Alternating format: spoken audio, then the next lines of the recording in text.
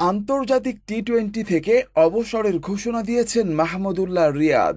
ভারতের বিপক্ষে দ্বিতীয় টি-20 ম্যাচ পূর্ববর্তী সংবাদ সম্মেলনে আনুষ্ঠানিকভাবে এই ঘোষণা দেন টাইগার অলরাউন্ডার। ৩৯ ছোঁয়ার পথে রিয়াদ।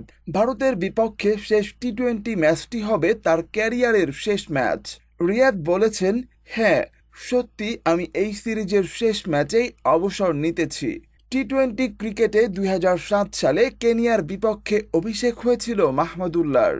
সেই থেকে আজ পর্যন্ত সর্বোচ্চ ১৩৯টি ম্যাচ খেলেছেন তিনি। ১১৭.৭৪ স্ট্রাইক রেটে ২৩.৪৮ গড়ে রান করেছেন ২৩৯৫। বল হাতে নিয়েছেন ৪০ উইকেট।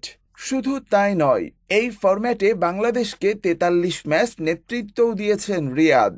তার অধিনায়কত্বে বাংলাদেশ ২৬ ম্যাচ হারের বিপরীতে জিতেছিল ১৬টিতে।